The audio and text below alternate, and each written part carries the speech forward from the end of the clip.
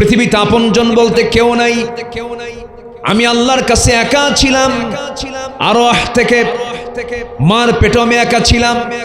মার পেট থেকে দুনিয়ার জীবনে যখন চলে আসছি, মার সঙ্গে সম্পর্ক হয়েছে, বাবার সঙ্গে সম্পর্ক হয়েছে, সহোদর ভাই বোনের সঙ্গে সম্পর্ক হয়েছে, আত্মীয় স্বজনের সঙ্গে সম্পর্ক হয়েছে, যৌবনে পদার্পণ করেছি, নতুন স্ত্রীর সঙ্গে সম্পর্ক তৈরি হয়ে গেছে, সন্তানদের সঙ্গে তো সম্পর্ক তৈরি হয়ে গেছে। কিন্তু আপনি আমি যখন দুনিয়া থেকে বিদায় নেব, সম্পর্ক যতজন ছিল মরে যাওয়ার সঙ্গে সঙ্গে সম্পর্ক কি আর থাকবে নাকি? আসতে কয় থাকবে? থাকবে? থাকবে না। এখনই মরে যান আপনি। নতুন বিবাহ করেছিলেন, 2 বছর বয়স বিয়ের, সন্তান একটা হয়েছে, সুন্দরী বউ আপনার, এক রাত না গেলে আপনার স্ত্রীর ঘুম হতো না। কি প্রেম, কি মোহাব্বত, কি ভালোবাসা। হঠাৎ করে আপনি মদনগঞ্জ থেকে মদনপুর যাওয়ার পথে হঠাৎ করে বাইক অ্যাক্সিডেন্ট করে আপনি মারা গেলেন। সন্তানটা এতিম হয়ে গেল। বউটা কাঁদতে কাঁদতে অস্থির হয়ে যাচ্ছে, পাগল হয়ে যাচ্ছে, সেন্সলেস হয়ে পড়ছে। কিন্তু এই কান্নাকে সারা জীবন কাঁদবে নাকি? বড় জোর 7 দিন, 1 মাস পরে ওই মুখে হাসি ফুটবে, বাপ মা নিয়ে চলে যাবে। 6 মাস যেতে না যেতে অন্য জায়গায় বিয়ে দিবে, বিয়ে হয়ে যাবে। বিয়ে হয়ে যাওয়ার পর নতুন স্বামীর ঘর, নতুন স্বামী পাওয়ার পর সেই তোমার সুন্দরী বউটাই বলে ফেলবে তার আব্বা আম্মাকে লক্ষ্য করে, আব্বা আম্মা তোমরা যে আমার বিয়ের ব্যাপারে যে সিদ্ধান্ত নিয়েছো, ভালোই সিদ্ধান্ত নিয়েছো, কারণ আগের স্বামীর চাইতে এই স্বামী আমার আরো ভালো। এটাই হলো দুনিয়ার নিয়ম। দুনিয়া আমার আপন বলতে কেউ নাই। কিয়ামতের দিন তার প্র্যাকটিক্যাল চিত্র ফুটে উঠবে। আল্লাহ রাব্বুল আলামিন বলেন, ইয়াউমা ইয়াফিরুল মারউ মিন আখিহি ওয়া উম্মিহি ওয়া আবিহি ওয়া সাহিবাতিহি ওয়া বানিহি।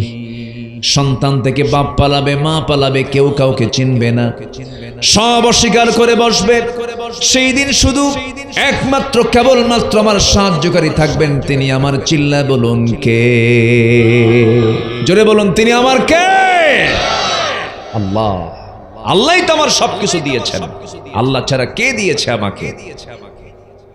আপনি বান্দার প্রশংসা করছেন, বান্দার প্রশংসা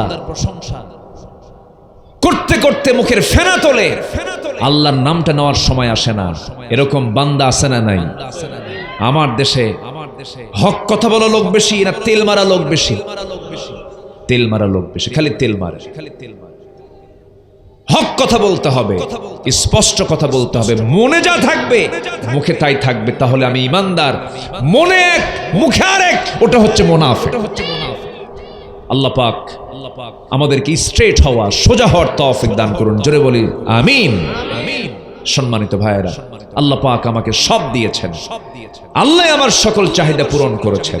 এই যে আমি আপনাকে দেখছি, কি দিয়া? চোখ দিয়া। এই চোখ কে দিয়েছেন? আসতে বলবেন না, কে দিয়েছেন? এই চোখের কোনো, ওই যে মার পেট থেকে নিয়ে আসছে চোখটা, এত সুন্দর মজবুত করে আল্লাহ পাক এই চোখটা সেট আপ করেছেন। এটাকে ভেবে দেখেছি আমরা? আল্লাহ বান্দাকে ভাববার জন্য বলছেন, আলাম নাজআল লাহু আইনাইন ওয়া লিসানান ওয়া শাফাতাইন। তুমি কি দেখো না আমি তোমার চক্ষু কত সুন্দর টানা টানা করে বানিয়েছি। এবং শুধু বানান না, এই চোখটাকে আবার সেভ করেছেন, স্থায়ী মলম দিয়েছেন। কান, কানের মধ্যে দিয়েছেন কিছু ময়লা, যদিও ময়লা বলি আমরা, কিন্তু এটা ময়লা নয়, এটা হচ্ছে আমার কানকে সেভ করার জন্য আল্লাহ পাক কিছু মানে পদার্থ ওখানে দিয়ে রেখেছেন। ওখানে কিছু মলম জাতীয় রেখে দিয়েছেন। কেন? ওই কানের যে ময়লাটা, ইয়ার ওয়াক্স, যেটা এই ইয়ার ওয়াক্সটা হচ্ছে তিক্ত, তিতা জাতীয়, এটা কোনো স্বাদ নেই, তিতা লাগে। আপনি যখন ঘুমিয়ে পড়বেন, যদি এটা মিষ্টি হতো, পিঁপড়ার কাজ কি? কোথায় যাওয়া? মিষ্টিতে যাওয়া।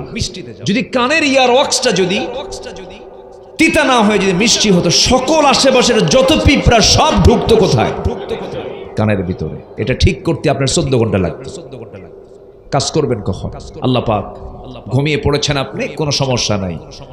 আমি আল্লাহ তোর কানের মধ্যে এমন জাতীয় ময়লা রেখে দিয়েছি, তিতা, কিছু ঢুকতে নিলেই অটোমেটিক সে বের হয়ে যাবে, সহ্য করতে পারবে। সুবহানাল্লাহ বলা যাবে না? চোখ কে দিয়েছেন? চোখটা কি শুকনো জায়গায় রেখেছেন না ভেজা জায়গায়? কি শুকনো জায়গায় না ভেজা জায়গায়? প্রতিদিন আমাদের চোখ থেকে 1 মিলিলিটার অশ্রু তৈরি হয়।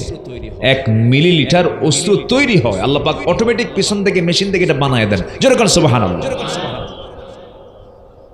এই পানি যদি চোখটাকে যদি ভাসিয়ে না রাখতো, চোখ তো হ্যাং মারতো। চোখ কি মারতো? হ্যাং মারতো। এবং এই চোখটা যদি, এই চোখের পানি যদি নর্মাল ওয়াটার যদি হতো, যে সমস্ত দেশ মানে তাপমাত্রা তো নাই, বরঞ্চ মানে 15-20 পর্যন্ত 30 পর্যন্ত মাইনাস হয়ে থাকে, -ডিগ্রি তাপমাত্রা, সে সমস্ত দেশের বাসিন্দা হলে যে নরমাল পানি হতো, তাহলে কি হতো জানেন? ওই পানিটা হয়ে যেত বরফ, আর চোখ হ্যাং মারতো, এইদিকেও ঘুরতো না ওইদিকেও ঘুরতো না। কি আমার কথা কি বুঝতেছেন আপনারা? তাহলে আল্লাহ পাক এই চোখের পানি কেমন চোখের পানি বানালেন দেখেন। কানের ইয়ারক্সটা হলো ময়লা, তিক্ত, চোখের পানি হলো লবণ। চোখের পানি লবণ কেন করলেন, খরা কেন করলেন? একই কিন্তু দেহ। কানটা তিতা করে দিয়েছেন, চোখটা লবণ করে দিয়েছেন, আর জিহ্বার আশেপাশে যত লালা আছে, এই লালাকে কি স্বাদ দিয়েছেন বলেন? মিষ্টি লাগে? হ্যাঁ, মিষ্টি লাগে। লালা কেমন? লালার স্বাদ কেমন বল? লবণ লাগে? লবণও লাগে না। বলেন লালার স্বাদটা কি? বলেন লালা যে বের হয় মানুষের, এটা লালার স্বাদ কি? কোনো স্বাদ আছে? কোনো স্বাদ নাই। স্বাদ থাকলে তো অন্য স্বাদ আসতো না। আমার কথা কি বুঝতেছেন? জিহ্বার যে চতুর্দিকের যে পানিটা আল্লাহ পাক লবণ করেননি, কোনো মিষ্টিও করেননি, কোনো তিতাও করেননি, এটা করেছেন স্বাদ ছাড়া, অটোমেটিক একটা লালা করেছেন, এর মধ্যে কোনো স্বাদ নাই। জিহ্বাকে ভিজায় রেখেছেন কেন? যেন বান্দা কথাও বলতে পারে, খেতেও পারে। যদি জিহ্বায় যদি জোয়ার না থাকতো, জিহ্বা যদি ভাটায় পড়তো, কথাও হতো না, খাওয়াও হতো না। আল্লাহু আকবার বলেন। বন্ধুকে আসতে কয়, বন্ধুকে 2-1 দিন জ্বর হলে সব কি লাগে? আজ থেকে সব কি লাগে? তিতা লাগে। আল্লাহ একটু লাগায় দেয় মাঝে মাঝে, দেখ তিতা লাগে, কেমন লাগে। আল্লাহ পাক জিহ্বার চতুর্পাশের লালাকে স্বাদহীন করেছেন, যেন সব স্বাদ জিহ্বায় যখন আসবে তখন সে স্বাদটা যেন গ্রহণ করতে পারে। জোরে বলে সুবহানাল্লাহ। তাহলে জিহ্বার লালাকে স্বাদহীন করেছেন, কানের ময়লাকে তিতা করেছেন, চোখের পানিকে লবণ করেছেন। কেন লবণ? এই জন্য করেছেন, বান্দার চোখ হলো মূল্যবান, এটা সম্পদ। দেখতে হবে, হঠাৎ করে ভাইরাস আক্রান্ত হতে পারে, জীবাণু ঢুকতে পারে। সকল জীবাণুকে মেরে ফেলার জন্য, নাশ করার জন্য আল্লাহ রাব্বুল আলামিন চোখের পানিকে খরা বানায়া, লবণ বানায়া আল্লাহ রাব্বুল আলামিন স্থায়ী মলমের বন্দোবস্ত করে দিয়েছেন। বান্দা আমি তোর চোখ দিলাম, প্রতি মিনিটে মানুষ গড়ে 15 থেকে 20 বার পলক ফেলে। এই পলক শুধু পড়েই না, বরং প্রতিটা বার পড়ার সময় অশ্রু থেকে লিকুইড ছড়িয়ে দেয় পুরো চোখে। এর ফলে চোখ থাকে আর্দ্র, ধুলাবালি, ক্ষতিকর জীবাণু থেকে মুক্ত। পলক হলো চোখে প্রাকৃতিক ওয়াইফার, যা ঘুমের মধ্যেও চোখের সুরক্ষা নিশ্চিত করে। প্রতিদিন আমাদের চোখে গড়ে 1 মিলিলিটার অশ্রু তৈরি হয়, যা স্বচ্ছ অথচ অত্যন্ত কার্যকর এক তরল। এই অশ্রুর মধ্যে থাকে লাইসোজাইম নামের এক প্রাকৃতিক অ্যান্টিবায়োটিক, যা চোখকে ব্যাকটেরিয়ার আক্রমণ থেকে রক্ষা করে। যখন হৃদয় বেদনায় ভরাক্রান্ত হয়, আত্মা আল্লাহর ভয়ে ভালোবাসায় কাঁপে, তখন সেই অশ্রু গড়িয়ে পড়ে গালের উপর দিয়া। এই অশ্রুই আবার চোখের বাইরের অংশে পশ্চিম অক্সিজেন সরবরাহ করে। কারণ কর্নিয়াতে রক্তনালী থাকে না, তাই চোখের জল চোখকে রক্ষা করে শুকিয়ে যাওয়া, ক্ষয়, ব্যাকটেরিয়াল সংক্রমণ থেকে আল্লাহ রাব্বুল আলামিন রক্ষা করেন। জোরে বলি সুবহানাল্লাহ। কে করে দিয়েছেন? কে করে দিয়েছেন? আমাদের এই 2 চোখে 27 কোটি 40 লক্ষ ফটো রিসেপ্টর নামক নিয়োজিত শ্রমিক আল্লাহর হুকুমে কাজ করে যাচ্ছে। আমার আপনার চোখে যখন আলো আপনার চোখে গিয়ে পড়ছে, যখন ফটো রিসেপ্টরের কাছে চলে যাচ্ছে, তখন ফটো রিসেপ্টর সেটাকে প্রসেসিং করে আপনার অপটিক নার্ভে পৌঁছে দিচ্ছে। সেখান থেকে ইলেকট্রিক ইম্পালেন্সের মাধ্যমে সেটা আমাদের ব্রেইনের অক্সিপিটাল ল্যাবে চলে যাচ্ছে। ফলে আমরা দেখতে পাচ্ছি, এই যে অপটিক নার্ভের কথা শুনলাম, আমরা শুধুমাত্র এখানেই 7 থেকে 70 লক্ষ তারের মতো ফাইবার রেখেছেন আমার আল্লাহ রাব্বুল আলামিন। যেরকম সুবহানাল্লাহ। আমার বন্ধুগণ, এইরকম করে মাথা থেকে পা পর্যন্ত প্রত্যেকটা অঙ্গ প্রত্যঙ্গের দিকে তাকান। কিডনি ছাড়া মানুষ বাঁচে না। কিডনি যদি অচল হয়, মানুষ অচল হয়ে পড়ে। আমার এক বন্ধু গ্যান্ডারিয়ায় বাড়ি, একসাথে 2009 সালে হজ করেছি, আতিক তার নাম। ফোন দিলাম, হঠাৎ করে বলছে, ভাই সুস্থ সবল মানুষ, হঠাৎ করে কোমরে প্রচন্ড ব্যথা, ডাক্তারকে দেখালাম। ডাক্তার বলছে আপনার 2টা কিডনি অকেজ হয়ে গেছে। সপ্তাহে তিনি বললেন সপ্তাহে 3টা বার আমার ডায়ালিসিস করতে হয়, লক্ষ লক্ষ টাকা মাসে চলে যায়।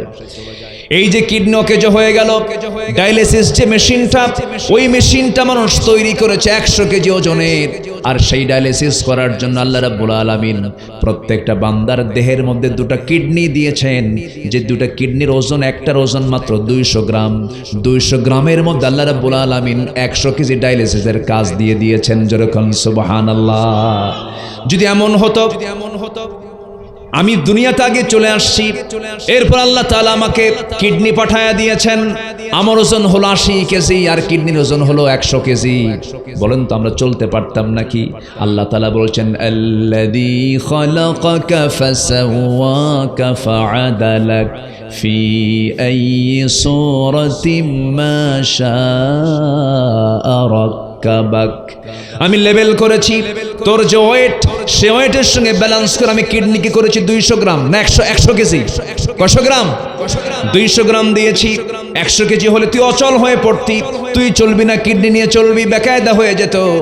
2টা মেশিন দিয়েছি, হঠাৎ করে একটা মেশিন, একটা কিডনি যদি নষ্ট হয়ে যায়, আরেকটা কিডনি নিয়ে যেন পৃথিবীতে বেঁচে তোর মুখ থেকে প্রকাশ করতে পারিস, আলহামদুলিল্লাহি রাব্বিল আলামিন। সবাই বলুন আলহামদুলিল্লাহি রাব্বিল আলামিন। তিনি কি শুধু মানুষের রব না সবার রব? শুধু যদি মানুষের রব হতেন তাহলে তার পরিচয় হতো আলহামদুলিল্লাহি রাব্বিন নাস। কি হতেন? হি রাব্বিন নাস, কিন্তু হি রাব্বিল আলামিন। তিনি পাখির রব, উটের রব। কয়েকদিন আগে মক্কা মদিনায় গিয়েছিলাম, সপরিবারে গিয়েছিলাম। ছোট্ট আমার একটা মেয়ে উট দেখে আশ্চর্য হয়ে যাচ্ছে। আমার আয়াতের কথা মনে হলো, ফালা ইয়ানজুরুনা ইলাল ইবিলি কাইফা খুলিকাত। এরা কি উটের দিকে তাকায় না? আমি উটকে কত সুন্দর করে বানিয়েছি। এই উট আল্লাহ রাব্বুল আলামিন ওই মরু অঞ্চলের জাহাজ করে পাঠিয়েছেন। এত তাপ, সমস্ত তাপকে সে কন্ট্রোল করে চলে। 15 দিনের রিজার্ভ খাবার নিয়ে পেটের মধ্যে নিয়ে চলে। আমার বন্ধুগণ, এমন কোন প্রাণী নাই যে প্রাণীগুলোকে আমার আল্লাহ দেখেন না, যে প্রাণী আমাদের চোখে পড়ে না। যে প্রাণীগুলো আমাদের চোখে পড়ে, সমস্ত প্রাণীগুলো রিস্কের দায়িত্ব কার? আসতে বলবেন না কার? আল্লাহর। কোন প্রাণী না খেয়ে থাকে না মানুষ ছাড়া। কে ছাড়া? মানুষ ছাড়া। মানুষ শুধু না খেয়ে থাকে। মানুষ ছাড়া কোনো প্রাণী না খেয়ে নাই। আবার যদি প্রশ্ন করি, এই পৃথিবীতে খাদ্য গুদাম শুধু মানুষের, আর কোন প্রাণীর খাদ্য গুদাম? খাদ্য গুদামও থাকলো, রিজার্ভের ব্যবস্থা থাকলো, খাদ্য গুদাম থাকলো, এত কিছু থাকার পরও মানুষ না খেয়ে মরে যাচ্ছে। আমরা বাংলাদেশে আছি, আমরা যদি একটু মিডল ইস্টের দিকে তাকাই, সেই জনপদের দিকে তাকাই, যে জনপদ হলো নবীদের জনপদ, যে জনপদ হলো আল্লাহর পছন্দের বান্দাদের জনপদ, যে জনপদ আল্লাহর নবীদের আগমন হয়েছে, যে জনপদ আল্লাহর দুইটা ঘর শ্রেষ্ঠ ঘর। প্রথম কেবলা বাইতুল মুকাদ্দাস যে এলাকায়, সেই জনপদে আজকে মুসলমানরা না খেয়ে আছে। সেই জনপদের মুসলমানরা আজকে কঙ্কালসার হয়ে দুনিয়া থেকে বিদায় নিতেছে। ছোট্ট একটা বাচ্চা সেদিন এক জায়গায় দেখলাম, ছোট্ট বাচ্চা আর্তনাদ করে বলছো আকাশের মালিক আল্লাহ। আমরা মুনাফিকের কাতারে কি যেতে চাই? নিজেকে মুনাফিক হতে চাই? মুনাফিক হওয়া যাবে না। মুনাফিক হবেন, দোয়া কবুল হবে না, যা চাবেন সব মাইনাস হয়ে যাবে। মৃত্যুকের কোনো দোয়া কবুল হয় না। আল্লাহর কসম করে বলি, একটা আমল করবেন, আপনি যা বলবেন আল্লাহকে, আল্লাহ তাই শুনবেন। কেন শুনবেন না? তিনি আমার নবীর দোয়া কোনোদিন মিস হয় নাই। নবী যা বলেছেন তাই কবুল হয়ে গেছে। কেন হয়েছে? কি জন্য হয়েছে? কারণ আমার নবীর জিহ্বায় একটা দিন তার মিথ্যা কথা তার মুখ থেকে বের হয় নাই। মিথ্যা ছেড়ে দেব, আমি আল্লাহকে যা বলবো তাই তিনি কবুল করবেন। মিথ্যা নিয়ে চলবো, কোনো কিছুই কবুল হবে না। আল্লাহ রাব্বুল আলামিন বলছেন, মুনাফিকি ছেড়ে দাও। মুনাফিকের জন্য চূড়ান্ত শাস্তি আমি আল্লাহ রেখে দিয়েছি। কাফেরদেরকে, মুশরিকদেরকে যতটুকু শাস্তি দেওয়া হবে তার চেয়ে বেশি শাস্তি মুনাফিকরা পেয়ে যাবে। ইন্নাল মুনাফিকিনা ফিদ দারকিল আসফালি মিনান নার ওয়া লা তাজিদ লাহুম নাসীরা। নিঃসন্দেহে যারা মুনাফিক, মুনাফিকদের জন্য জাহান্নামের তলদেশ তাদের ঠিকানা, তাদের কোনো সাহায্যকারী থাকবে না।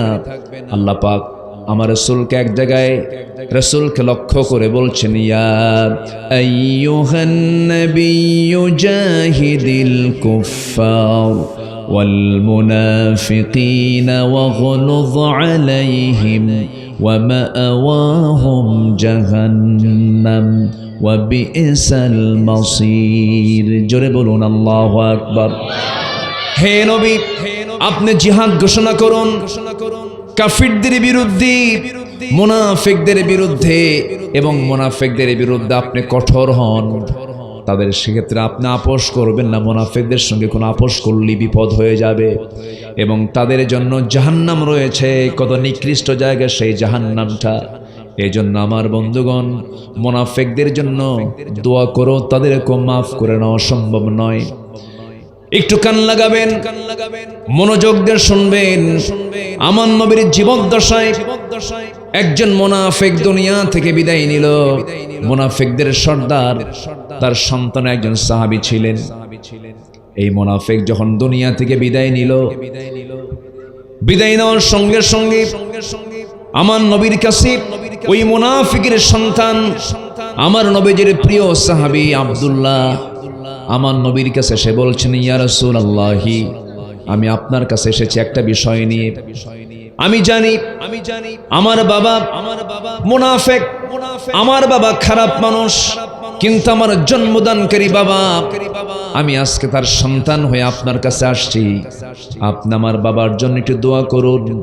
আর আপনি যদি পারেন, আমার বাবার কাপড়ের জন্য আমি আপনার পক্ষ থেকে একটা জুব্বা চাচ্ছি, আমাকে একটা জুব্বা দিবেন। আমার নবীজির ভিতরে দয়া মায়া বেশি ছিল। নবীজি রহম দিলওয়ালা মানুষ ছিলেন। আমার নবীজি করলেন কি, একটু দেরিও করলেন না, সময় ক্ষেপণ করলেন না, কাল ক্ষেপণ করলেন না, ভিতরে ঢুকলেন। একটা জুব্বা, আমার নবীজির ব্যবহৃত একটা জুব্বা মোবারক তার হাতে দিয়ে বললেন, যাও, তুমি আমার কাছে চেয়েছো, তোমাকে একটা জুব্বা আমি তোমার বাবার জন্য দিয়ে দিলাম। নিয়ে চলে গেলেন। গোসল করানো হলো, গোসল সম্পন্ন হলো। আমার নবীজির বরকতময় দেহের একটা জুব্বা তার গায়ে পরিধান করে দেওয়া হলো বরকতের জন্য। জানাজার সময় হয়ে গেছে। নবীর কাছে এসে বলছেন, ইয়া রাসূলুল্লাহ, ইয়া হাবিবাল্লাহ, যদি আপনি দয়া করে, আমি জানি আমার বাবা জঘন্য মানুষ, আমার বাবা মুনাফিক ছিল, যদি দয়া করে আপনি আমার বাবার জানাজায় যদি শামিল হতেন, আপনি যদি আপনার ইমামতি করতেন, আমি খুব খুশি হতাম। নবীজি তাও মানা করলেন না। চলে গেলেন জানাজায়। জানাজা সম্পূর্ণ হয়ে গেল। আমার নবীজি জানাজায় সামনে যখন দাঁড়ালেন, পেছন থেকে একজন সাহাবী, তার নাম হলো ওমর, দ্বিতীয় খলিফা ওমর ফারুক রাদিয়াল্লাহু তাআলা আনহু, পেছন থেকে আমার নবীজির জুব্বা টানতেছেন আর বলছেন, হুজুর মুনাফিকের জানাজা আপনি কেমনে পড়াবেন? রাসূল বলছেন, ওমর আমারে বাধা দিও না। আমার নবীজি জানাজা সম্পূর্ণ করলেন, জানাজা সম্পূর্ণ হয়ে গেছে। আমার নবীজি তার পরনের জুব্বাও দিয়েছেন বরকতের জন্য, বরকতের আশায় তার সন্তানটা তার গায়ে, আমার নবীর ব্যবহৃত জুব্বাটা তার গায়ে পরিয়ে দিয়েছেন। জানাজা শেষ হতে না হতেই আল্লাহর পক্ষ থেকে ফয়সালা হয়ে গেল, ইস্তাগফির লাহুম আও লা তাস্তাগফির লাহুম ইন তাস্তাগফির লাহুম ৭০ মাররা। হে রাসূল, আপনি ক্ষমা চান আর না চান, আপনি যদি তার জন্য ৭০ বারও ক্ষমা চান, আল্লাহর দরবার থেকে কোনো ক্ষমা করা হবে না, কারণ সে মুনাফিক। নবীজির পরনের জুব্বাও কোনো কাজে আসলো না, নবীজির মুখের দোয়াও তার দরবারে, আমার আল্লাহর দরবারে মঞ্জুর হলো না, কারণ মুনাফিকদের জন্য দোয়া করলেও সে দোয়া কবুল করবেন না। তিনি আমার কে? আসতে বলবেন না, তিনি আমার কে? আল্লাহ পাক। এজন্য মুনাফিকের চরিত্র যেন আমাদের ভিতরে জেগে না বসে, তাহলে সব শেষ হবে। কোন ইবাদত আল্লাহর দরবারে মঞ্জুর হবে না। ইমানদারের জবান হবে ২ না ১। ইমানদারের মুখ এবং ভিতর কথা, এবং মুখের কথা এবং অন্তরের কথা হবে ২ রকম না ১ রকম? ১ রকম। আল্লাহ পাক বলছেন আরেক জায়গায়, মুনাফিক কারা? وَإِذَا لَقُوا الَّذِينَ آمَنُوا قَالُوا آمَنَّا وَإِذَا خَلَوْا إِلَى شَيَاطِينِهِمْ قَالُوا إِنَّا مَعَكُمْ إِنَّمَا نَحْنُ مُسْتَهْزِئُونَ। মুনাফিকরা যখন ইমানদারদের সঙ্গে মিলিত হয় তখন বলে আমরা ঈমান এনেছি, শয়তানদের সঙ্গে যখন মিলিত হয় মদের বোতল নিয়ে বসে আর বলে আমরা তোদের সাথেও আছি। এরকম মদ খাওয়া মুসলমান আমার দেশে আছে না নাই বলেন? মসজিদ কমিটির মেম্বার, আবার নাইট ক্লাবের মেম্বার, ডাবল স্ট্যান্ডার্ড চরিত্র যাদের, তারাই হচ্ছে মুনাফিকের বাচ্চা। মসজিদ কমিটির মেম্বার কখনো নাইট ক্লাবের মেম্বার হতে পারে না। মসজিদ কমিটির দায়িত্বশীল কখনো যাত্রা কমিটির সেক্রেটারি হতে পারে না। এই সমস্ত লোক তো আমার দেশে নাই। আসতে বলবেন না, আছে না নাই? আমি এমন একটা সাবজেক্ট নিয়েছি অনেকের গায়ে লেগে যাবে, কিন্তু আমার তো কিচ্ছু করার নাই। অনেকের গায়ে লাগবে, কিন্তু আমি লাগানোর জন্য বলছি না, আমি পরিবর্তনের জন্য বলছি, সংশোধনের জন্য বলছি। ভাই, দুনিয়া কিচ্ছু না, যে কোনো মুহূর্তেই চলে যাব। ক্ষমতার দম্ভ, ক্ষমতার অহংকার, এগুলোর পরিণতি বাংলাদেশের মানুষ বহুদিন দেখে নাই, সম্প্রতি বছর খানেক হলে দেখলো একটু। আসতে কোন কেন? দেখেন নাই। আমাকে দিল্লি বাঁচাবে, রাশা বাঁচাবে, আমেরিকা বাঁচাবে, কেউ বাঁচায় নাই।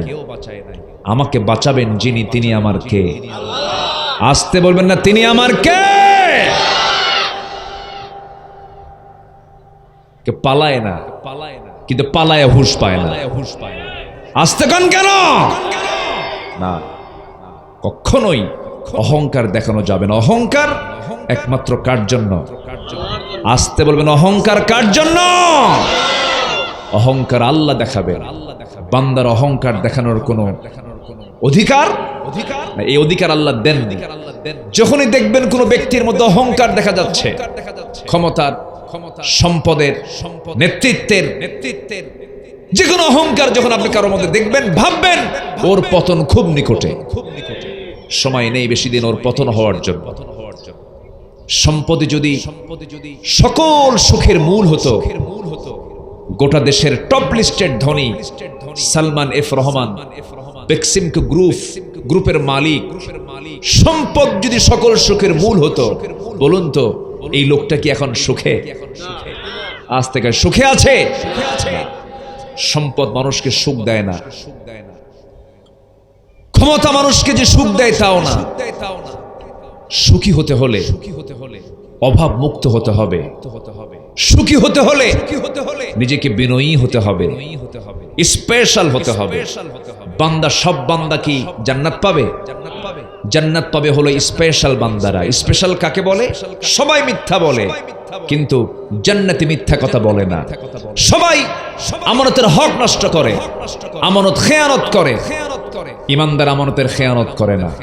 নরমাল সবাই নামাজকে নষ্ট করে, ইমানদার নামাজকে নষ্ট করে না। নরমাল বান্দারা রমজান মাসেও দুপুরবেলা সিগারেট খায়, কিন্তু ইমানদার বান্দারা রমজান মাসে আল্লাহকে খুশি করার জন্য না খেয়ে থাকে। তাহলে আমরা কি নরমাল হব না স্পেশাল হব? বলেন, নরমাল হব না স্পেশাল হব? স্পেশাল বান্দা হব। জান্নাত আমার আপনার জন্য 8টা। কয়টা বলেন তো? 8টা জান্নাত। এই 8টা জান্নাত আল্লাহ আমার জন্য বরাদ্দ রেখেছেন। সবাই কি জান্নাত পেতে রাজি আছেন? নামাজ না পড়া, আস্তে কয়, নামাজ পড়ে না নামাজ না পড়ে? আমার দেশে ইমানদার বেশি না ইমানদার বেশি না নামাজি বেশি? ভালো করে কর। আমার দেশে নামাজি বেশি না ইমানদার বেশি? চিন্তা করেন, ইমানদার বেশি, নামাজি কম। বলেন তো এটা কি মানে কোন সুস্থ উত্তর হলো? বলেন তো কোন ঠিক উত্তর হলো এটা? বলেন তো না। ইমানদার বেশি অথচ নামাজি নাই, এটা আবার কি ইমানদার? সম্মানিত ভাইয়েরা, আমরা নামাজি ইমানদার হব। জোরে বলি ইনশাআল্লাহ, জোরে বলি ইনশাআল্লাহ।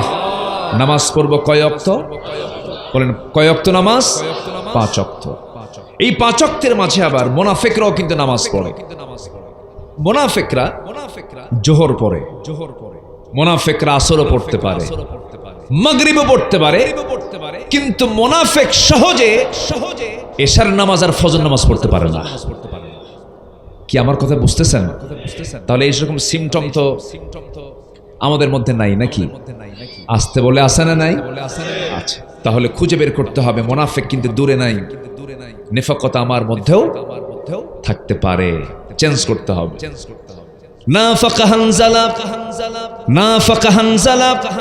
হানজালার মতো একজন সাহাবী নবীর কাছে দৌড়ে দৌড়ে এসে বলে, ইয়া রাসূলুল্লাহ, হানজালা মুনাফিক হয়ে গেছে, হানজালা মুনাফিক হয়ে গেছে। কেন, কি হয়েছে হানজালা? বলো। হুজুর, আপনার সামনে যখন বসে থাকি দুনিয়াটা ভুলে যাই, দুনিয়ার কোনো কিছু মনে থাকে না, কিন্তু আপনার দরবার থেকে যখন বাড়িতে চলে আসি দুনিয়ার কথা বারবার মনে পড়ে, আমি বুঝি মুনাফিক হয়ে গেছি। রাসূল বলেন, হানজালা রে, মুনাফিকের সিমটম এটা নয়। ব্যবসা আমার সুন্নাহ, স্ত্রীর মুখে খাবার তুলে দেওয়া আমার সুন্নাহ, সন্তান লালন পালন করা আমার সুন্নাহ, সমাজের দায়িত্ব পালন করা আমার সুন্নাহ, অসুস্থের পাশে দাঁড়ানো এটা আমার সুন্নাহ। আমার উম্মতের জন্য কোনো বৈরাগ্য নাই, আমার উম্মতের বৈরাগ্য হলো জিহাদের ময়দান। মুনাফিক ও হানজালা, তুমি মুনাফিক হও নাই। আমার বন্ধুগণ, সাইয়েদনা ওমর ফারুক রাদিয়াল্লাহু তাআলা আনহু ডুকরে ডুকরে একদিন কেঁদে কেঁদে এক সাহাবীর কাছে এসে বলছেন, সেই সাহাবী হুযাইফা, যে সাহাবীর কাছে আমার নবীজি মদিনার মুনাফিকদের তালিকা রেখেছিলেন। মুনাফিকদের তালিকা যে সাহাবীর কাছে ছিল তার কাছে হাউমাউ করে কাঁদতেছেন, কেঁদে কেঁদে বলছেন, ও আমার ভাই, আমার রাসূল তোমার কাছে যে মুনাফিকের তালিকা দিয়েছেন, দেখো তো সেই তালিকার মধ্যে ওমর ফারুকের নামটা আছে নাকি? সাহাবী আশ্চর্য হয়ে বলছেন, আপনি কি বলছেন ভাই ওমর? হাদিসে তো চলে আসছে ওমর ফিল জান্নাহ, ওমর জান্নাতি, কিন্তু আপনি এমন চিন্তা কেমন করে লালন করলেন আপনার নামটা মুনাফিকদের তালিকায় থেকে যাবে? ওমর ফারুক বলছেন, ভাই আমার কাছে মাঝে মাঝে মাঝে কেন যেন মনে হয় ওমর যেন মুনাফিক হয়ে গেছে। কি পেরেশান তারা থাকতেন, কি অস্থির চিত্ততা নিয়ে তারা সর্বক্ষণ চোখের পানি ফেলে ফেলে আল্লাহর দরবারে কাঁদতেন। এই জন্য আমার বন্ধুগণ, মুনাফিকের সমস্ত সিমটমগুলো আমাদের মাঝ থেকে মাইনাস করতে হবে। ওয়াদা ভঙ্গ করা, মিথ্যা কথা বলা, মুখে আজে বাজে কথা বলা, বেফাস কথাবার্তা বলা, ওয়াদা ভঙ্গ করা, এই আমানতের খেয়ানত করা, এই সমস্ত অপকর্ম যাদের মধ্যে থাকবে তারা হচ্ছে মুনাফিক বলেছেন মুহাম্মদ সাল্লাল্লাহু আলাইহি ওয়াসাল্লাম। এই সমস্ত অপকর্ম থেকে আমাকে আপনাকে বাঁচতে হবে। এই জাগতিক জীবন তো পার হয়ে যাবে, একটু চক্ষুটা বন্ধ করে দাদার দিকে তাকান, নানার দিকে তাকায় দেখেন, দাদাকে ছোট্টবেলা দেখেছেন, নানাকে ছোট্টবেলা দেখেছেন, তারা আজকে কবরের বাসিন্দা হয়ে গেছেন। নানি নাই, দাদি নাই, অনেকের মা নাই, অনেকের বাবা নাই। এখানে আমরা যারা বসে আছি আমাদের বয়সী বহু বন্ধু আজকে কবরবাসী হয়ে গেছে। আমার বন্ধুগণ, মানুষ ভালো হওয়ার জন্য বেশি চিন্তার প্রয়োজন হয় না, শুধুমাত্র একটা চিন্তা যদি হয় এই মৃত্যু থেকে আমি শিক্ষা নেব, একটা মৃত্যুর শিক্ষাই একটা বান্দাকে আল্লাহওয়ালা বানায়া দেয়। কয়েকদিন আগে আমি আমার এক বন্ধুকে ফোন দিয়েছি, ভাবলাম বন্ধুর সঙ্গে বহুদিন কথা হয় না। বন্ধুটার সঙ্গে একসঙ্গে পড়াশোনা করেছে, আরবিতে চাকরি করত, সুন্দর তেলাওয়াত করত, সুন্দর যোগ্যতা আল্লাহ পাক তাকে দান করেছিলেন। আমি ফোন দিলাম, ফোন দিয়ে সালাম দিয়ে বললাম, জিয়া তুমি কেমন আছো? সালামের উত্তর দিয়ে বলছেন, আপনি কাকে চান? আমি জিয়াকে চাচ্ছি, আমার বন্ধুর নাম। মহিলা উত্তর দিয়ে বলছেন, আপনার বন্ধু তো নাই। বললাম, যখন আমার বন্ধুটা আসবে আমার সালাম জানায়া বলবেন, সেজন্য আমার সঙ্গে একটু ফোনে কথা বলে। এবার অপর প্রান্ত থেকে কান্নার একটা আওয়াজ আমার কানে এসে ভাসলো। মহিলা কাঁদতে কাঁদতে বলছে, আপনি যাকে খুঁজতেছেন আপনি কোনোদিন তাকে পাবেন না, কারণ আপনার বন্ধু জিয়া কোথাও বেড়াতে যায় নাই, কবরের বাসিন্দা হয়ে গেছে। বুকে ধক করে উঠল, একটা ভিতরে একটা হঠাৎ করে কেমন যেন একটা ধাক্কা লাগলো। হারে একসাথে ইন্টার কমপ্লিট করেছি, এসএসসি পাস করেছি, দাখিল কমপ্লিট করেছি, সেই বন্ধু আজকে কবরবাসী হয়ে গেছে। ছোট্ট একটা বাচ্চাও সে দুনিয়াতে রেখে গেছে। এরকম করে আপনি যদি একটু চিন্তা করে দেখেন, আপনার কত বন্ধু দুনিয়া থেকে বিদায় হয়েছে, আপনি পৃথিবীতে বেঁচে আছেন। পৃথিবীতে আপনজন বলতে কেউ নাই। আমি আল্লাহর কাছে একা ছিলাম, আরওয়াহ থেকে মার পেটে আমি একা ছিলাম। মার পেট থেকে দুনিয়ার জীবনে যখন চলে আসছি, মার সঙ্গে সম্পর্ক হয়েছে, বাবার সঙ্গে সম্পর্ক হয়েছে, সহোদর ভাই বোনের সঙ্গে সম্পর্ক হয়েছে, আত্মীয় স্বজনের সঙ্গে সম্পর্ক হয়েছে, যৌবনে পদার্পণ করেছি, নতুন স্ত্রীর সঙ্গে সম্পর্ক তৈরি হয়ে গেছে, সন্তানদের সঙ্গে তো সম্পর্ক তৈরি হয়ে গেছে। কিন্তু আপনি আমি যখন দুনিয়া থেকে বিদায় নেব, সম্পর্ক যতজন ছিল মরে যাওয়ার সঙ্গে সঙ্গে সম্পর্ক কি আর থাকবে নাকি? আসতে কয় থাকবে? থাকবে? থাকবে না। এখনই মরে যান আপনি। নতুন বিবাহ করেছিলেন, 2 বছর বয়স বিয়ের, সন্তান একটা হয়েছে, সুন্দরী বউ আপনার, এক রাত না গেলে আপনার স্ত্রীর ঘুম হতো না। কি প্রেম, কি মোহাব্বত, কি ভালোবাসা। হঠাৎ করে আপনি মদনগঞ্জ থেকে মদনপুর যাওয়ার পথে হঠাৎ করে বাইক অ্যাক্সিডেন্ট করে আপনি মারা গেলেন। সন্তানটা এতিম হয়ে গেল, বউটা কাঁদতে কাঁদতে অস্থির হয়ে যাচ্ছে, পাগল হয়ে যাচ্ছে, সেন্সলেস হয়ে পড়ছে। কিন্তু এই কান্নাকে সারা জীবন কাঁদবে নাকি? বড় জোর 7 দিন, 1 মাস পরে ওই মুখে হাসি ফুটবে, বাপ মা নিয়ে চলে যাবে। 6 মাস যেতে না যেতে অন্য জায়গায় বিয়ে দিবে, বিয়ে হয়ে যাবে। বিয়ে হয়ে যাওয়ার পর নতুন স্বামীর ঘর, নতুন স্বামী পাওয়ার পর সেই তোমার সুন্দরী বউটাই বলে ফেলবে তার আব্বা আম্মাকে লক্ষ্য করে, আব্বা আম্মা তোমরা যে আমার বিয়ের ব্যাপারে যে সিদ্ধান্ত নিয়েছো, ভালোই সিদ্ধান্ত নিয়েছো, কারণ আগের স্বামীর চাইতে এই স্বামী আমার আরো ভালো। এটাই হলো দুনিয়ার নিয়ম। দুনিয়া আমার আপন বলতে কেউ নাই। কিয়ামতের দিন তার প্র্যাকটিক্যাল চিত্র ফুটে উঠবে। আল্লাহ রাব্বুল আলামিন বলেন, ইয়াউমা ইয়াফিরুল মারউ মিন আখিহি ওয়া উম্মিহি ওয়া আবিহি ওয়া সাহিবাতিহি ওয়া বানিহি। সন্তান থেকে বাপ পালাবে, মা পালাবে, কেউ কাউকে চিনবে না, সব অস্বীকার করে বসবে। সেই দিন শুধু একমাত্র কেবলমাত্র আমার সাহায্যকারী থাকবেন, তিনি আমার। চিল্লা বলুন কে? জোরে বলুন, তিনি আমার কে? আল্লাহ, আল্লাহই তো আমার সবকিছু দিয়েছেন। আল্লাহ ছাড়া কে দিয়েছে আমাকে? আপনি বান্দার প্রশংসা করছেন, বান্দার প্রশংসা করতে করতে মুখের ফেনা তোলে, আল্লাহর নামটা নেওয়ার সময় আসে না। এরকম বান্দা আছে না নাই? আমার দেশে হক কথা বলা লোক বেশি না তেল মারা লোক বেশি? তেল মারা লোক বেশি, খালি তেল মারে। হক কথা বলতে হবে, স্পষ্ট কথা বলতে হবে। মনে যা থাকবে মুখে তাই থাকবে, তাহলে আমি ইমানদার। মনে এক মুখে আরেক, ওটা হচ্ছে মুনাফিক। আল্লাহ পাক আমাদেরকে স্ট্রেট হওয়া, সোজা হওয়ার তৌফিক দান করুন। জোরে বলি আমিন।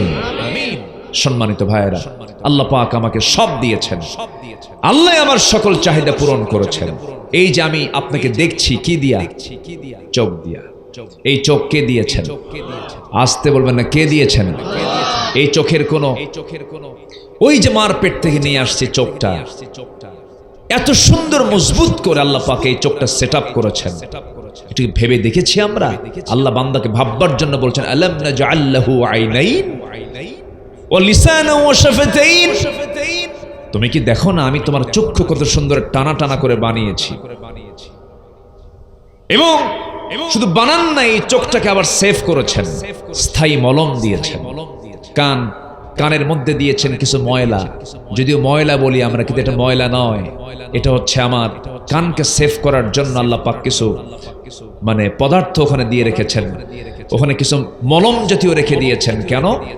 ওই কানের যে ময়লাটা, ইয়ার ওয়াক্স, যেটা এই ইয়ার ওয়াক্সটা হচ্ছে তিক্ত, তিতা জাতীয়, এটা কোনো স্বাদ নেই, তিতা লাগে। আপনি যখন ঘুমিয়ে পড়বেন, যদি এটা মিষ্টি হতো, পিঁপড়ার কাজ কি? কোথায় যাওয়া? মিষ্টিতে যাওয়া। যদি কানের ইয়ার ওয়াক্সটা যদি তিতা না হয়ে যদি মিষ্টি হতো, সকল আশেপাশের যত পিঁপড়া সব ঢুকতো কোথায়? কানের ভিতরে। এটা ঠিক করতে আপনার 14 ঘন্টা লাগবে। কাজ করবেন কখন? আল্লাহ পাক ঘুমিয়ে পড়েছেন আপনি, কোনো সমস্যা নাই। আমি আল্লাহ তোর কানের মধ্যে এমন জাতীয় ময়লা রেখে দিয়েছি, তিতা, কিছু ঢুকতে নিলেই অটোমেটিক সে বের হয়ে যাবে, সহ্য করতে পারবে। সুবহানাল্লাহ বলা যাবে না? চোখ কে দিয়েছেন? চোখটা কি শুকনো জায়গায় রেখেছেন না ভেজা জায়গায়? কি শুকনো জায়গায় না ভেজা জায়গায়? প্রতিদিন আমাদের চোখ থেকে 1 মিলিলিটার অশ্রু তৈরি হয়। 1 মিলিলিটার অশ্রু তৈরি হয়। আল্লাহ পাক অটোমেটিক পিছন থেকে, মেশিন থেকে এটা বানায় দেন। যেরকম সুবহানাল্লাহ। এই পানি যদি চোখটাকে যদি ভাসিয়ে না রাখতো, চোখ তো হ্যাং মারতো। চোখ কি মারতো? হ্যাং মারতো। এবং এই চোখটা যদি, এই চোখের পানি যদি নর্মাল ওয়াটার যদি হতো, যে সমস্ত দেশ মানে তাপমাত্রা তো নাই, বরঞ্চ মানে 15-20 পর্যন্ত, 30 পর্যন্ত মাইনাস হয়ে থাকে, মাইনাস ডিগ্রি তাপমাত্রা, সে সমস্ত দেশের বাসিন্দা হলে যে নর্মাল পানি হতো, তাহলে কি হতো জানেন? ওই পানিটা হয়ে যেত বরফ, আর চোখ হ্যাং মারতো, এইদিকেও ঘুরতো না, ওইদিকেও ঘুরতো না। কি আমার কথা কি বুঝতেছেন আপনারা? তাহলে আল্লাহ পাক এই চোখের পানি কেমন চোখের পানি বানালেন দেখেন। কানের ইয়ার অক্সটা হলো ময়লা, তিক্ত। চোখের পানি হলো লবণ। চোখের পানি লবণ কেন করলেন? খরা কেন করলেন? একই কিন্তু দেহ। কানটা তিতা করে দিয়েছেন, চোখটা লবণ করে দিয়েছেন। আর জিহ্বার আশেপাশে যত লালা আছে, এই লালাকে কি স্বাদ দিয়েছেন বলেন? মিষ্টি লাগে? হ্যাঁ, মিষ্টি লাগে। লালা কেমন? লালার স্বাদ কেমন বল? লবণ। লবণ লাগে? লবণও লাগে না। বলেন লালার স্বাদটা কি? বলেন লালা যে বের হয় মানুষের, এটা লালার স্বাদ কি? কোনো স্বাদ আছে? কোনো স্বাদ নাই। স্বাদ থাকলে তো অন্য স্বাদ আসতো না। আমার কথা কি বুঝতেছেন? জিহ্বার যে চতুর্দিকের যে পানিটা আল্লাহ পাক লবণ করেননি, কোনো মিষ্টিও করেননি, কোনো তিতাও করেননি, এটা করেছেন স্বাদ ছাড়া, অটোমেটিক একটা লালা করেছেন, এর মধ্যে কোনো স্বাদ নাই। জিহ্বাকে ভিজায় রেখেছেন কেন? যেন বান্দা কথাও বলতে পারে, খেতেও পারে। যদি জিহ্বায় যদি জোয়ার না থাকতো, জিহ্বা যদি ভাটায় পড়তো, কথাও হতো না, খাওয়াও হতো না। আল্লাহু আকবার বলেন। বন্ধুকে আসতে কয়, বন্ধুকে। 2-1 দিন জ্বর হলে সব কি লাগে? আজ থেকে সব কি লাগে? তিতা লাগে। আল্লাহ একটু লাগায় দেয় মাঝে মাঝে, দেখ তিতা লাগে কেমন লাগে। আল্লাহ পাক জিহ্বার চতুর্পার্শ্বের লালাকে স্বাধীন করেছেন যেন সব স্বাদ জিহ্বায় যখন আসবে তখন সে স্বাদটা যেন গ্রহণ করতে পারে। জোরে বলে সুবহানাল্লাহ। তাহলে জিহ্বার লালাকে স্বাধীন করেছেন, কানের ময়লাকে তিতা করেছেন, চোখের পানিকে লবণ করেছেন। কেন লবণ এই জন্য করেছেন? বান্দার চোখ হলো মূল্যবান, এটা সম্পদ। দেখতে হবে হঠাৎ করে ভাইরাস আক্রান্ত হতে পারে, জীবাণু ঢুকতে পারে। সকল জীবাণুকে মেরে ফেলার জন্য, নাশ করার জন্য আল্লাহ রাব্বুল আলামিন চোখের পানিকে খরা বানায়া, লবণ বানায়া আল্লাহ রাব্বুল আলামিন স্থায়ী মলমের বন্দোবস্ত করে দিয়েছেন। বান্দা আমি তোর চোখ দিলাম, প্রতি মিনিটে মানুষ গড়ে 15 থেকে 20 বার পলক ফেলে। এই পলক শুধু পড়েই না, বরং প্রতিটা বার পড়ার সময় অশ্রু থেকে লিকুইড ছড়িয়ে দেয় পুরো চোখে। এর ফলে চোখ থাকে আর্দ্র, ধুলাবালি, ক্ষতিকর জীবাণু থেকে মুক্ত। পলক হলো চোখে প্রাকৃতিক ওয়াইফার, যা ঘুমের মধ্যেও চোখের সুরক্ষা নিশ্চিত করে। প্রতিদিন আমাদের চোখে গড়ে 1 মিলিলিটার অশ্রু তৈরি হয়, যা স্বচ্ছ অথচ অত্যন্ত কার্যকর এক তরল। এই অশ্রুর মধ্যে থাকে লাইসোজাইম নামের এক প্রাকৃতিক অ্যান্টিবায়োটিক, যা চোখকে ব্যাকটেরিয়ার আক্রমণ থেকে রক্ষা করে। যখন হৃদয় বেদনায় ভরাক্রান্ত হয়, আত্মা আল্লাহর ভয়ে ভালোবাসায় কাঁপে, তখন সেই অশ্রু গড়িয়ে পড়ে গালের উপর দিয়া। এই অশ্রুই আবার চোখের বাইরের অংশে পশ্চিম অক্সিজেন সরবরাহ করে। কারণ কর্নিয়াতে রক্তনালী থাকে না, তাই চোখের জল চোখকে রক্ষা করে শুকিয়ে যাওয়া, ক্ষয়, ব্যাকটেরিয়াল সংক্রমণ থেকে আল্লাহ রাব্বুল আলামিন রক্ষা করেন। জোরে বলি সুবহানাল্লাহ। কে করে দিয়েছেন?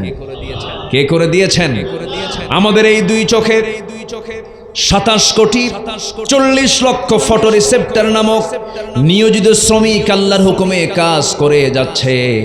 আমার আপনার চোখে যখন আলো আপনার চোখে গিয়ে পড়ছে, যখন ফটো রিসেপ্টরের কাছে চলে যাচ্ছে, তখন ফটো রিসেপ্টর সেটাকে প্রসেসিং করে আপনার অপটিক নার্ভে পৌঁছে দিচ্ছে। সেখান থেকে ইলেকট্রিক ইম্পালেন্সের মাধ্যমে সেটা আমাদের ব্রেইনের অক্সিপিটাল ল্যাবে চলে যাচ্ছে। ফলে আমরা দেখতে পাচ্ছি। এই যে অপটিক নার্ভের কথা শুনলাম, আমরা শুধুমাত্র এখানেই 7 থেকে 70 লক্ষ তারের মতো ফাইবার রেখেছেন আমার আল্লাহ রাব্বুল আলামিন। যেরকম সুবহানাল্লাহ। আমার বন্ধুগণ, এইরকম করে মাথা থেকে পা পর্যন্ত প্রত্যেকটা অঙ্গ প্রত্যঙ্গের দিকে তাকান। কিডনি ছাড়া মানুষ বাঁচে না। কিডনি যদি অচল হয়, মানুষ অচল হয়ে পড়ে। আমার এক বন্ধু গেন্ডারিয়ায় বাড়ি, একসাথে 2009 সালে হজ করেছি, আতিক তার নাম। ফোন দিলাম, হঠাৎ করে বলছে, ভাই সুস্থ সবল মানুষ, হঠাৎ করে কোমরে প্রচন্ড ব্যথা, ডাক্তারকে দেখালাম। ডাক্তার বলছে আপনার 2টা কিডনি অকেজ হয়ে গেছে। সপ্তাহে তিনি বললেন সপ্তাহে 3টা বার আমার ডায়ালিসিস করতে হয়, লক্ষ লক্ষ টাকা মাসে চলে যায়। এই যে কিডনি অকেজ হয়ে গেল, ডায়ালিসিস যে মেশিনটা, ওই মেশিনটা মানুষ তৈরি করেছে 100 কেজি ওজনের। আর সেই ডায়ালিসিস করার জন্য আল্লাহ রাব্বুল আলামিন প্রত্যেকটা বান্দার দেহের মধ্যে 2টা কিডনি দিয়েছেন। যে 2টা কিডনির ওজন, একটার ওজন মাত্র 200 গ্রাম। 200 গ্রামের মধ্যে আল্লাহ রাব্বুল আলামিন 100 কেজি ডায়ালিসিসের কাজ দিয়ে দিয়েছেন। যেরকম সুবহানাল্লাহ। যদি এমন হতো আমি দুনিয়াতে আগে চলে আসছি, এরপর আল্লাহ তাআলা আমাকে কিডনি পাঠায়া দিয়েছেন। আমার ওজন হলো 80 কেজি আর কিডনির ওজন হলো 100 কেজি। বলেন তো আমরা চলতে পারতাম নাকি? আল্লাহ তাআলা বলছেন, আল্লাযী খালাকাকা ফাসাওয়াকা ফাআদালাক ফি আইয়ি সূরাতিন মা শাআ রাক্কাবাক। আমি লেভেল করেছি তোর যে ওয়েট, সে ওয়েটের সঙ্গে ব্যালেন্স করে আমি কিডনিকে করেছি 200 গ্রাম না 100 কেজি। কয়শো গ্রাম? 200 গ্রাম দিয়েছি। 100 কেজি হলে তুই অচল হয়ে পড়তি, তুই চলবি না, কিডনি নিয়ে চলবি, বেকায়দা হয়ে যেত। 2টা মেশিন দিয়েছি, হঠাৎ করে একটা মেশিন, একটা কিডনি যদি নষ্ট হয়ে যায়, আরেকটা কিডনি নিয়ে যেন পৃথিবীতে বেঁচে তোর মুখ থেকে প্রকাশ করতে পারিস আলহামদুলিল্লাহি রাব্বিল আলামিন। সবাই বলুন আলহামদুলিল্লাহি রাব্বিল আলামিন। তিনি কি শুধু মানুষের রব না সবার রব? শুধু যদি মানুষের রব হতেন তাহলে তার পরিচয় হতো আলহামদুলিল্লাহি রাব্বিন নাস। কি হতেন? হি রাব্বিন নাস, কিন্তু হি রাব্বিল আলামিন। তিনি পাখির রব, উটের রব। কয়েকদিন আগে মক্কা মদিনায় গিয়েছিলাম, সপরিবারে গিয়েছিলাম। ছোট্ট আমার একটা মেয়ে উট দেখে আশ্চর্য হয়ে যাচ্ছে।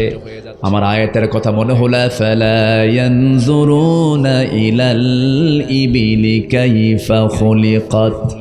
এরা কি উটের দিকে তাকায় না? আমি উটকে কত সুন্দর করে বানিয়েছি। এই উট আল্লাহ রাব্বুল আলামিন ওই মরু অঞ্চলের জাহাজ করে পাঠিয়েছেন। এত তাপ, সমস্ত তাপকে সে কন্ট্রোল করে চলে। 15 দিনের রিজার্ভ খাবার নিয়ে পেটের মধ্যে নিয়ে চলে। আমার বন্ধুগণ, এমন কোন প্রাণী নাই যে প্রাণীগুলোকে আমার আল্লাহ দেখেন না, যে প্রাণী আমাদের চোখে পড়ে না। যে প্রাণীগুলো আমাদের চোখে পড়ে, সমস্ত প্রাণীগুলো রিস্কের দায়িত্ব কার? আসতে বলবেন না কার? আল্লাহর। কোন প্রাণী না খেয়ে থাকে না মানুষ ছাড়া। কে ছাড়া? মানুষ ছাড়া। মানুষ শুধু না খেয়ে থাকে, মানুষ ছাড়া কোনো প্রাণী না খেয়ে নাই। আবার যদি প্রশ্ন করি, এই পৃথিবীতে খাদ্য গুদাম শুধু মানুষের, আর কোন প্রাণীর খাদ্য গুদাম? খাদ্য গুদামও থাকলো, রিজার্ভের ব্যবস্থা থাকলো, খাদ্য গুদাম থাকলো, এত কিছু থাকার পরও মানুষ না খেয়ে মরে যাচ্ছে। আমরা বাংলাদেশে আছি, আমরা যদি একটু মিডিল ইস্টের দিকে তাকাই, সেই জনপদের দিকে তাকাই, যে জনপদ হলো নবীদের জনপদ, যে জনপদ হলো আল্লাহর পছন্দের বান্দাদের জনপদ, যে জনপদ আল্লাহর নবীদের আগমন হয়েছে, যে জনপদ আল্লাহর দুইটা ঘর শ্রেষ্ঠ ঘর, প্রথম কেবলা বাইতুল মুকাদ্দাস যে এলাকায়, সেই জনপদে আজকে মুসলমানরা না খেয়ে আছে। সেই জনপদের মুসলমানরা আজকে কঙ্কালসার হয়ে দুনিয়া থেকে বিদায় নিতেছে। ছোট্ট একটা বাচ্চা, সেদিন এক জায়গায় দেখলাম ছোট্ট বাচ্চা আর্তনাদ করে বলছো আকাশের মালিক আল্লাহ। আমরা শুনেছি প্রায় 200 কোটি মুসলমান গোটা দুনিয়া জুড়ে আছে, কেউ তো আমাদের জন্য কিছু আনলো না, খাবার আনলো না। আমরা না খেয়ে মরে যাচ্ছি। আল্লাহ আমাদের মৃত্যু দিয়া দোষ শুনেছি, জান্নাতে নাকি বহু খাবার আছে। আমরা মরে যাই, তোমার জান্নাতে গিয়ে আমরা তৃপ্তি ভরে খাবার খাবো। আমার বন্ধুগণ, ছোট্ট ছোট্ট বাচ্চাদের করুণ আর্তনাদ। এই যে বাচ্চাগুলো, মানুষগুলো না খেয়ে মারা যাচ্ছে, খাদ্যের অভাব না, বন্টনের অভাব। বলেন বলেন কিসের অভাব? বন্টনের অভাব। খাদ্যের কোনো অভাব আল্লাহ পাক রাখেননি। কোন প্রাণী না খেয়ে মরবে না, এই চ্যালেঞ্জ কার? ওয়ামা মিন দাব্বাতিন ফিল আরদি ইল্লা আলাল্লাহি রিজকুহা। এটা আল্লাহর চ্যালেঞ্জ।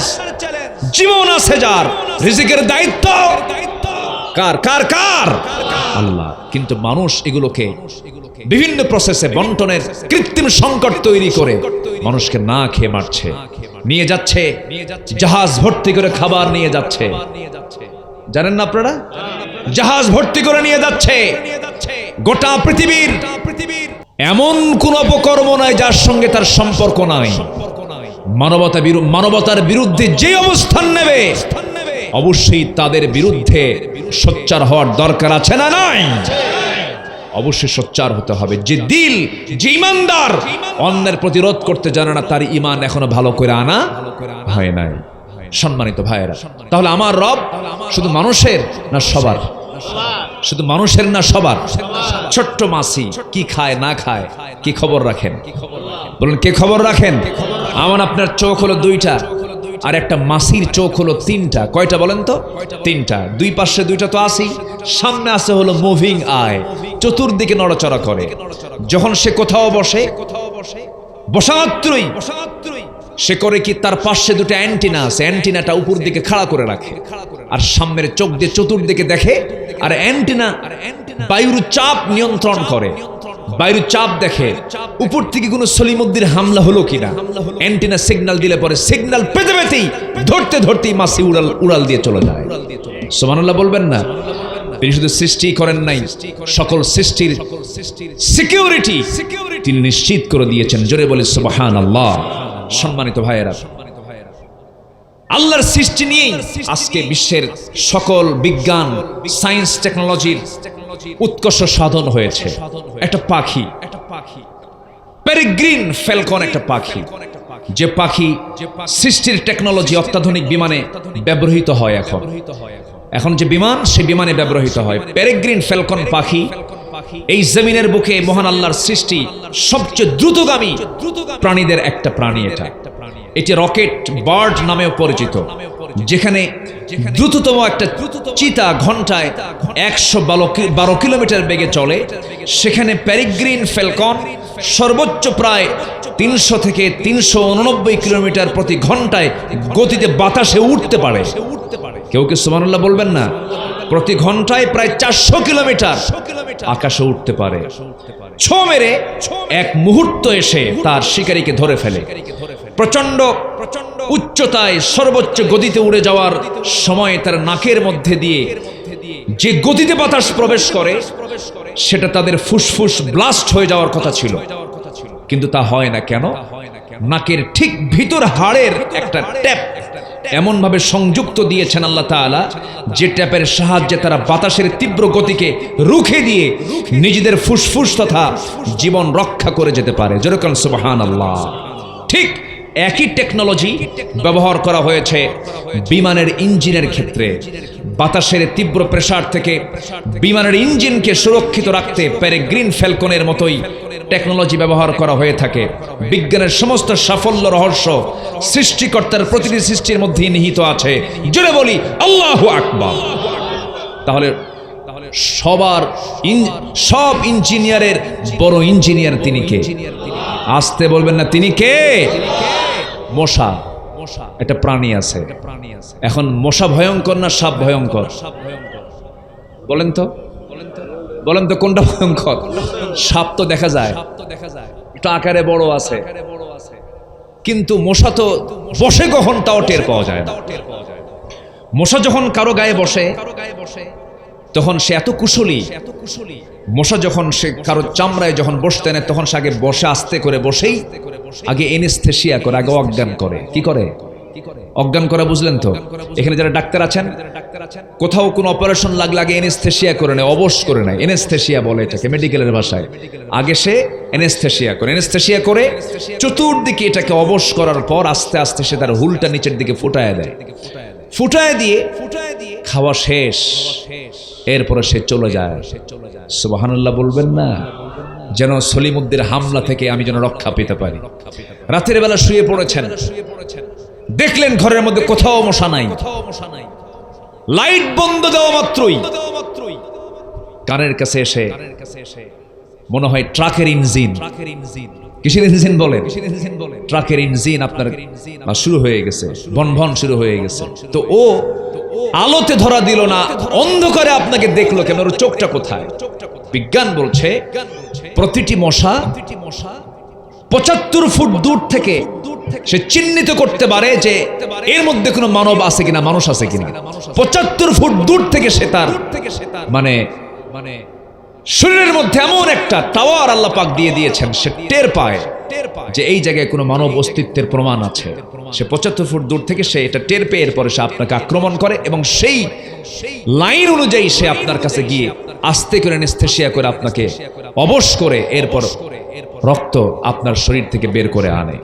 সম্মানিত ভাইয়েরা, তাহলে এখন বলেন তো, মশা কি আসলেই কোনো ছোটখাটো কোনো বিষয় না? আল্লাহ পাক উদাহরণ দিয়েছেন আজ থেকে 1500 বছর আগে। আয়াত দিয়েছেন, মশা নামে একটা আয়াত আছে না নাই?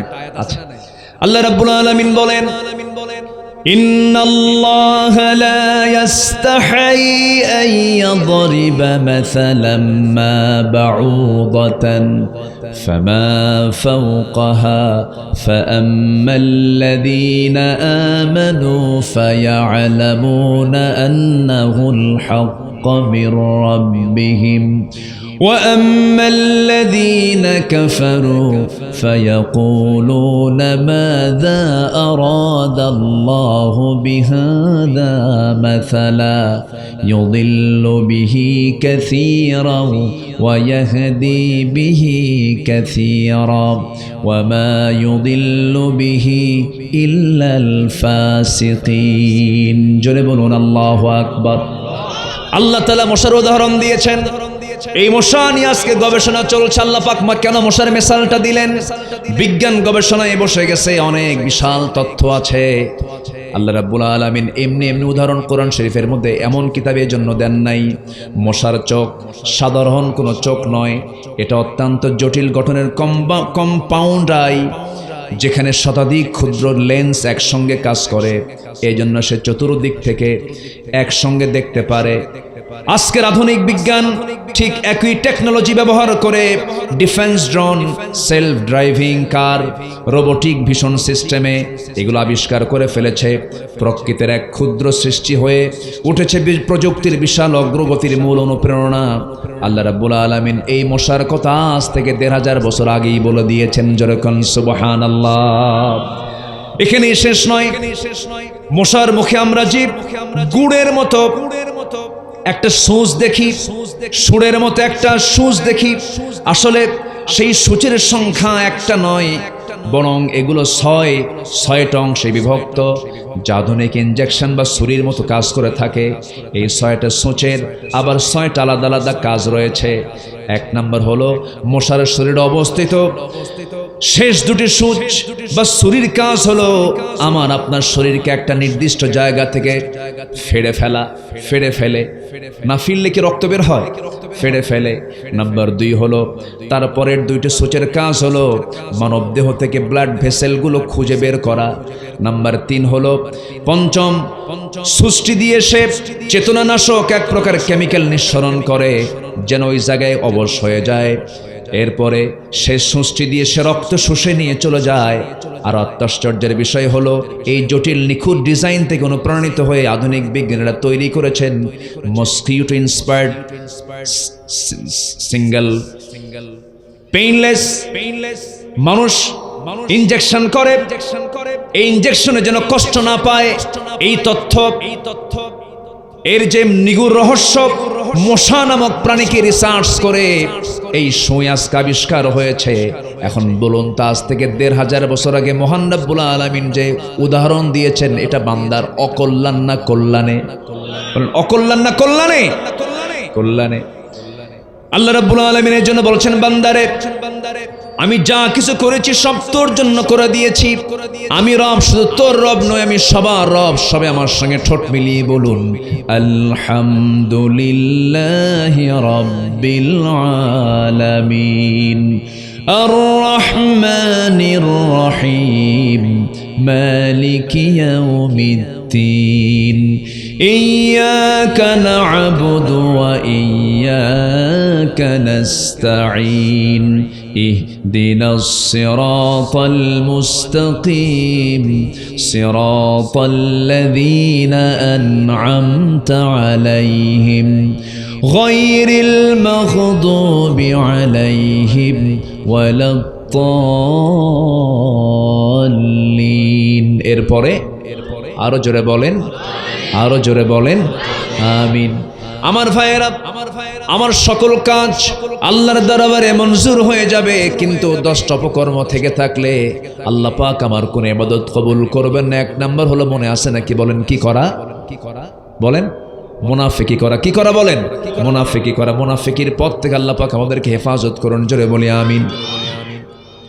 মুনাফিকি থাকলে নামাজ কবুল হবে না, মুনাফিকি থাকলে দান কবুল হবে না, মুনাফিকি থাকলে মানে কোনো কাজকর্ম আমার কবুল হবে না, কোনো আমল আল্লাহর দরবারে মঞ্জুর হবে না, গ্রহণযোগ্য হবে না। নাম্বার 2 হলো নামাজে আলস্য করলে, অলসতা করলে তার কোনো দোয়া কবুল হবে না। ফাওয়াইলুল লিল মুসাল্লিন আল্লাযীনা হুম আন সালাতিহিম সাহুন الذين هم يراءون ويمنعون الماعون। নামাজ অলস হওয়া যাবে না। আজান যখন হয়ে যাবে সঙ্গে সঙ্গে মসজিদের দিকে রওনা দিয়ে দেব। যখন কোনো বান্দা নামাজের নিয়তে যখন ওযু বানায়, 2টা হাত ধৌত করে হাতের সগিরা গুনাহগুলো মাফ হয়ে যায়। মুখমণ্ডল যখন ধৌত করে মুখের সগিরা গুনাহগুলো মাফ হয়ে যায়। হাত যখন ধৌত করে হাতের সগীরা গুনাহগুলো মাফ হয়ে যায়, মাথা যখন মাসে করে মাথার সগীরা গুনাহগুলো মাফ হয়ে যায়, দুই পা যখন ধৌত করে দুই পায়ের সগীরা গুনাহগুলো মাফ হয়ে যায়। বান্দা যখন নামাজে দাঁড়ায় আল্লাহ বান্দার সামনে দাঁড়ায়া যান। বান্দা যখন সূরা শুরু করে দেয় আলহামদুলিল্লাহি রাব্বিল আলামিন, আল্লাহ বলেন হামিদানি আবদি আর রহমানির রহিম, আল্লাহ বলেন আসনা আলাইয়া আবদি মালিক ইয়াউমিদ্দিন, আল্লাহ বলেন মাজ্জাদানি আবদি আসনা আলাইয়া আবদি ইয়াকা না'বুদু ওয়া ইয়াকা নাস্তাঈন। যখন বলে বান্দা আল্লাহ বলেন হাদা বাইনি ওয়া বাইনা আবদি, বান্দা তুই আমার কাছে কি চাস প্রাণ খুলে চেয়ে নে।